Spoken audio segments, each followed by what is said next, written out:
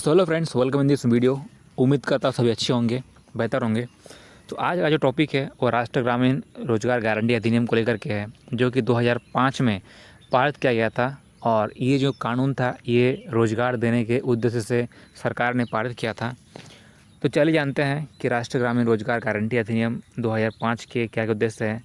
इसको हम लोग शॉर्ट में मनरेगा ही बोलते हैं। मनरेगा इसलिए क्योंकि म से महात्मा गांधी, फिर रोजगार गारंटी अधिनियम, और जो कि 2005 को पारित किया गया था संसद द्वारा। ये कानून है, इसे काम का अधिकार सुनिश्चित करने का अधिनियम के नाम से भी जाना जाता है। और इस अधिनियम के जो मुख्य उद्देश्य थे उसको हम लोग पढ़कर जानेंगे।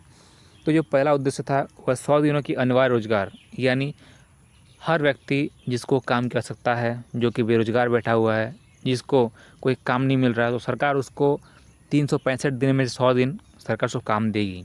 तो इस अधिनियम के अंतर्गत वह सभी लोग जो काम करने में सक्षम है, जो काम कर सकते हैं, उनमें एबिलिटी है, तथा जिन्हें काम की आवश्यकता है और जिन्हें काम की ज़रूरत है, उन्हें सरकार प्रति वर्ष 100 दिन की रोजगार गारंटी दी गई है। तो गवर्नमेंट उनको गारंटेड किया था 2005 की स्कीम में कि सरकार एक साल में उसको 100 दिन रोजगार देगी। तो ये प्रथम उद्देश्य था, फर्स्ट उद्देश्य था। सेकंड नंबर है दोस्त कि महिलाओं की प्राथमिकता। तो इस रोज़गार में हम लोग जानते हैं कि लगभग अगर झारखंड की बात किया जाए, जानते हैं झारखंड में अभी तक जो बेरोजगारी है अभी तो और बढ़ गई है कि कोरोना वायरस चलते।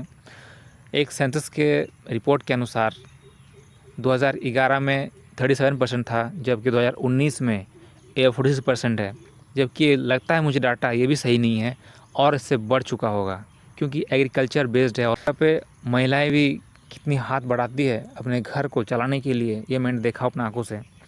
तो फ्रेंड्स, महिलाओं की जो प्राथमिकता है और उसमें दी गई थी महिला प्राथमिकता कि 1/3 जो सीट है या 1/3 जो वैकेंसी है या 1/3 जो काम करने वाले लोग हैं, उनमें से महिलाओं के लिए आरक्षित किया गया था। तो ये प्रस्तावित रोजगार में कम से कम 1/3 रोजगार महिलाओं के लिए आरक्षित किया गया था। और तीसरा है बेरोजगारी भत्ता।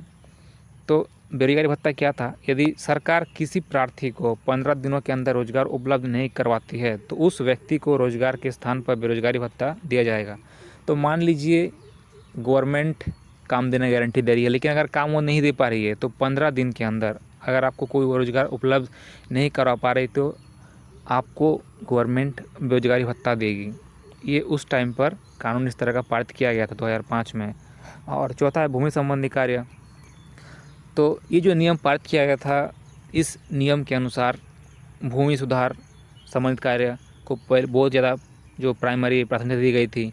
इसके लिए भूमि संरक्षण हो गया, जल संरक्षण, वृक्षारोपण आदि कार्य सम्मिलित किए गए थे। उस टाइम बहुत सारे जो रोड के किनारे बहुत सारे पेड़ लगाए गए, फिर बांध बनाए गए, सड़क बनाए गए मिट्टी के।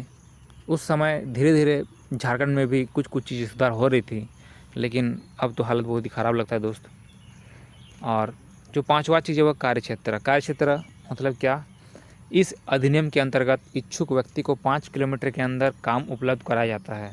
तो मान लीजिए अगर गांव में किस तरह का जो एम्प्लॉयमेंट है वो क्रिएट नहीं किया जा रहा है गवर्नमेंट के द्वारा, अगर कोई प्रोजेक्ट ऐसा नहीं है तो 5 किलोमीटर के अंडर में उस इंसान को कोई ना कोई काम जरूर मुहैया कराएगा। तो 5 किलोमीटर एक लिमिट है कि 5 किलोमीटर के अंदर ही उस इंसान को रोज़गार उपलब्ध कराया जाएगा। तो यही उद्देश्य था जिसको लेकर मनरेगा को पारित किया गया था।